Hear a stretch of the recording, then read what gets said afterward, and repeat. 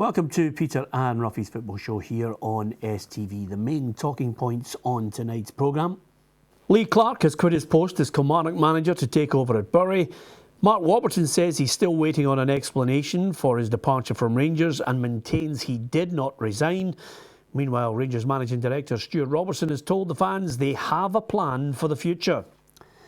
Yep, that's what we'll be talking about tonight. Alan Ruff is alongside me, Peter Martin. In the second part of the programme, our bookroom guest will be from Poland, no less. Ziggy Gordon is our bookroom guest just after the break. So, lots to talk about. First of all, Lee Clark has decided to take over a League One side, trying to avoid relegation in Bury.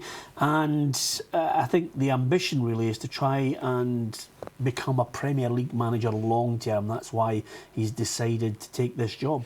Yeah, he's not the first manager who's went down there and tried to cut it at a lower level and try and get some kind of publicity to move them up the leagues. It's a daunting task for where they're sitting just now, so he must have a lot of confidence in his own ability to get them out of that mess. Yeah. What state do you think he leaves Kilmarnock, Ruffy? I mean, he managed to save them from relegation last season, and this season 6th in the table, although, you know, anything from 6th downwards, you know, you could be involved in a playoff, you could be involved in relegation. Yeah, I think the big decision that you had to make, obviously we know there's a bit of uncertainty behind the scenes, and I suppose that's unfortunately been one of the reasons why he's left, you know, and he's went in there. But I think he's possibly could have left Kilmarnock in pretty a bad state, because let's not forget all the players that he's brought up there. You know, all these players come up to Kilmarnock because of him. You know, a lot of them are on loan, you know, so a lot of them men might decide, well, he's not here, so why would we hang about here, sort of a thing. And unfortunately, that could leave Kilmarnock in a vulnerable position, you know, with what's coming ahead. Well, I think that's my main concern with this whole situation. And again, over and above that, who gets the job? I mean, Lee McCulloch obviously in the box seat because as an assistant, he knows all these players. Maybe even a Chris Boyd, you know, he's been quite vocal about other people getting managers' jobs. Maybe he wants to try and take the plunge. Yeah, give him a shot. Why not? You know, the two of them could work together, and that might be the way ahead until the end. We keep talking about interim managers. The two of them know exactly the players that are there. Somebody, you know, coming in, you know, might find it a wee bit longer to bed in, so they need somebody initially. So maybe it is going to be they two. Yeah, it might have to be something like that, Ruffy, on the basis that, you know, you've got Kilmarnock fans threatening to protest in the 18th minute of the game, turning their back on the match being played at the weekend, you know, in protest at Michael Johnson. So, you know, I just wonder where they get the money to recruit somebody of a certain standing at this point in the season. Yeah, I think we all know that there are people anxiously waiting there to put money into the club. We'll have to wait and see. I don't think anything's going to be happening until Michael Johnson moves on. But I think that basically, you know, I definitely think that's why Lee Clark left, because of what's been happening behind the scenes. Nothing concrete, everything seems to be dragging on, no stability there. And I think it just remains to be seen, because you were tipping them. Were you tipping them to be down there? Yeah, relegation. Yeah, but things like today, that kind of thing happening might just make that happen. OK, let's switch our attention to this ongoing saga with Rangers, because Mark Warburton has come out today. Obviously, the statement has been released on behalf of the LMA, the League Managers Association, which just basically highlights the fact that he is still looking for an explanation for his departure. And he did not resign. Now, this is obviously something that's going to, I think, head to court, obviously to try and work out where the truth lies in this, and if there is compensation for Mark Warburton, maybe for David Weir, maybe for Frank McParland as well on this one. I think there's so many grey areas on it. I still can't get my head round, Ruffy. If he was resigning, why allow him to do the Friday press conference? I can't get my head round that. And I also have to wait and see how it all transpires, how they explain away. Was there a written document? And what was the passage of time between the agent suggesting there doesn't need to be compensation, or, you know, there doesn't need to be a payoff for us if they get a job? Yeah, well, basically the word is a mess. It's an absolute mess, and it's a mess that Rangers don't need. In light of all the court things that are going on just now, if it's not settled, it's going to be more money out of the club rather than investing into the players in the club, and that's something that Rangers don't need either. And it'll drag on unless somebody actually sorts it out. But it's all about, the people who were at that board meeting. They all know what was said. I said right for the very start, it looked like a board meeting that they all went into, and it went a bit pear-shaped. And obviously, they were put in a position, that I think they've actually. Obviously, we know they weren't happy with how he was running the club. So I think what's happened is he said, right, if you're not happy with the way I'm running the club, let me go. And make some kind of deal. And they've taken that upon themselves as he wants a way out. But some of the stuff that's coming out that came out for Dave King, like right from the early appointment, he told us it was a stepping stone to go to England. Yeah. Things like that, the supporters will be saying, well, why did you employ him? Yeah. I don't think we'll get to know the exact truth on this until such times as it is set down in black and white. That promise of transparency, I don't think will materialise with this debacle, to be perfectly honest with you. OK, over and above that, they're still now looking for a manager. Stuart Robertson, the managing director at Rangers, has come out and made a statement with a number of points. They're looking at a database of potential names, and they've got applications in. No surprise there. They want a director of football. They don't have a time frame. They might even wait till the summer.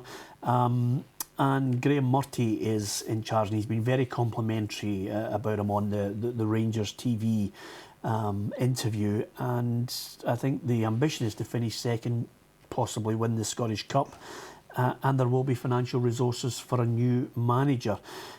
Also, I think he was keen to emphasise that academy players, young players, have to be given the chance. The board has a plan, and there are resources in place.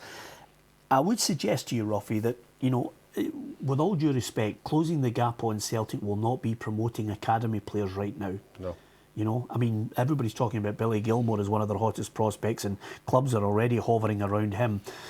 I think the transparency here, the proof will be in the pudding with Rangers. You can read all sorts of what I call PR pieces and spin on this.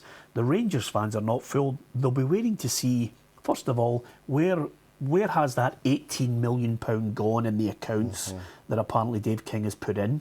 How much is available to the manager? What is the calibre of the manager? And I'm curious to see how long the delay is between Graham Murty now taking charge to the man coming in who's either director of football or the manager. Yeah, I think the supporters will be just anxiously waiting, because supporters being supporters like a name, whether you like it or not. They like, a big name coming in. Whether that's the case, if you get somebody like that coming in, he's going to want money to obviously bring players in. Because if the main thing is closing the gap on Celtic, you need to close them with a better quality player, and that means more money. And we've already seen it was 18 million that he said he'd given up there. What happened to the season ticket money? You're talking about 30 million season ticket plus Dave King's 18 million. So that's like 48 million pound has been spent this year, and the gap's still there, and the players are still coming up on loan. So a lot of questions need to be asked. Yeah, and answered, to be perfectly honest with you. Of course, Derek McInnes was one of those men mentioned in the running for the job. This is what he had to say ahead of this game against Motherwell tonight. Club with a lot of tradition, and there'll always be people interested in that. My concern is on Aberdeen. I think everybody sees how much I love this club and how much I enjoy my job. So the only guarantees and reassurance that I can give is that I give everything. The players will give everything. We've got so much to try and achieve here. I can't see them getting Derek McInnes. This is the Evening Times quote from Frank de Boer. His agent has basically said that money will not be an issue with regards to dealing with Frank de Boer. I can't see Frank de Boer either. I think if you're going to go for somebody like Frank de Boer, you need a pocket of money. Somebody like him isn't going to come into the club and take loan players for the smaller divisions down in England. He's wanting to come in, stamp his authority. He'll have contacts, obviously, all over Europe. He'll want a pot there that he can delve into that, because he won't go to Rangers and that gap being 20-30 points to Celtic. He'll want to be visibly, if he's the manager, he'll want to see that gap closing. Okay. After the break, we'll be talking to a bootroom guest from Poland, Ziggy Gordon, with his new club. And we'll also come up with a look on Ruffy's face after his tip to win the Champions League had a big victory last night. That's all coming up.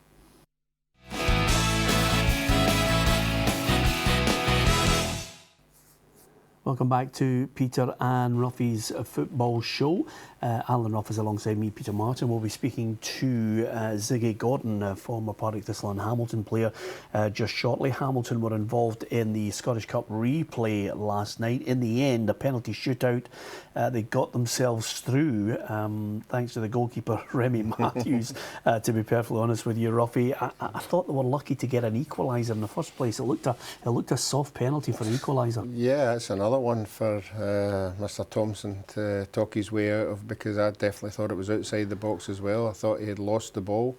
I thought the Dunfermline player was picking it up, and it was more of a lunge than anything else. And unfortunately, again, we keep talking about video evidence. That would be something that would be cleared up. Yep. Well, they're into the next round to face Rangers, and Martin Canning is delighted.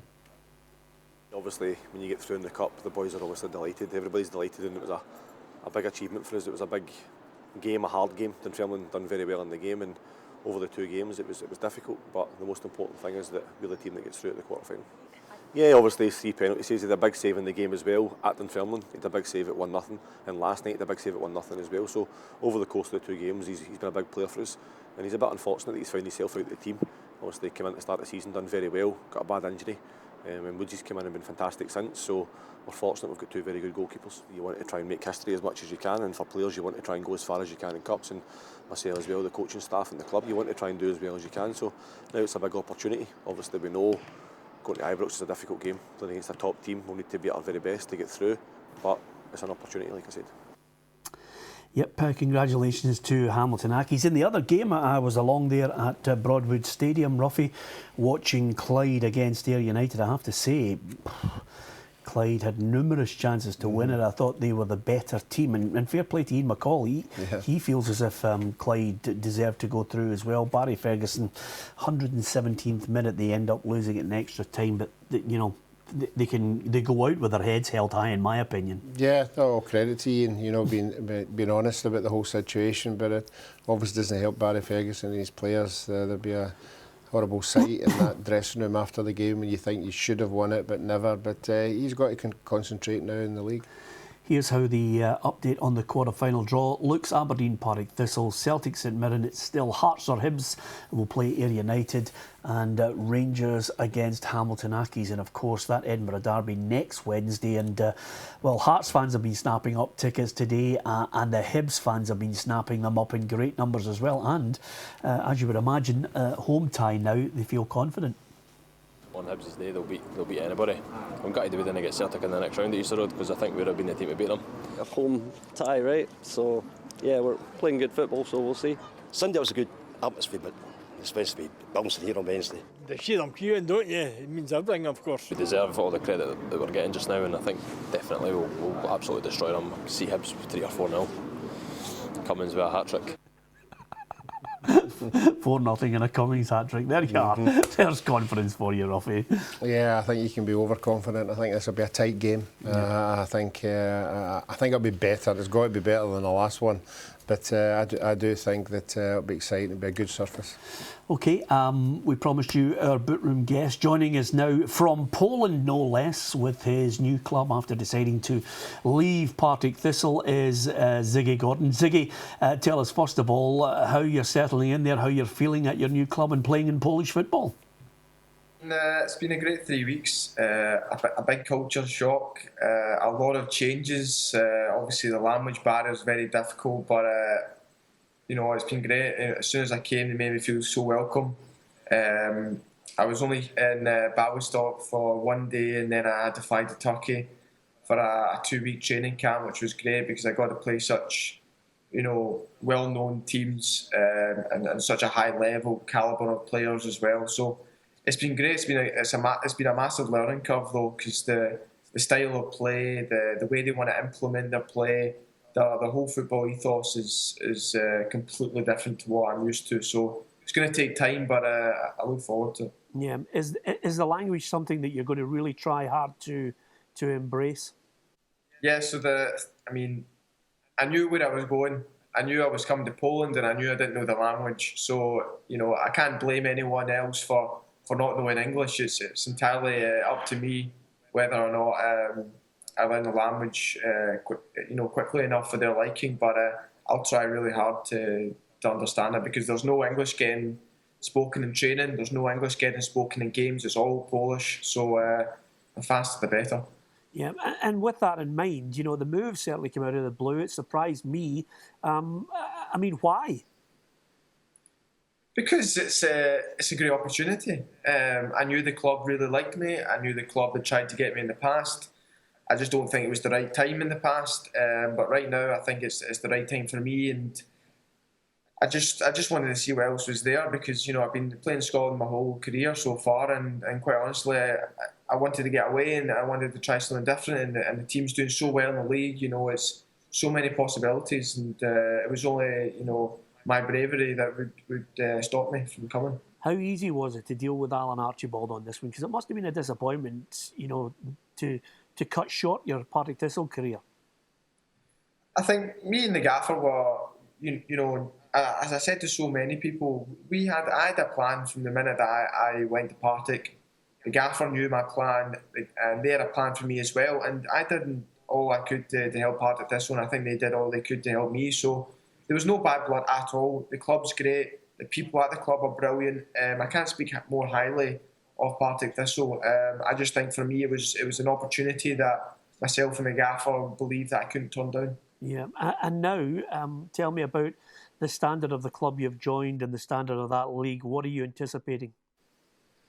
Well, so far it's been a complete shock. I didn't realise how important football is here in terms of the community, the amount of supporters that come here. But they're not just come here to watch a game of football. They're here to support the life and blood of the city, of the club. And it's been, as I keep saying, it's been a total shock to me. It's really broadened my horizons and opened my eyes to football over here, and it's something that excites me completely. And I can't get over how big football is here. It's almost though it's like every team's an old firm team. Every game matters, and the fans are I'm lost for words.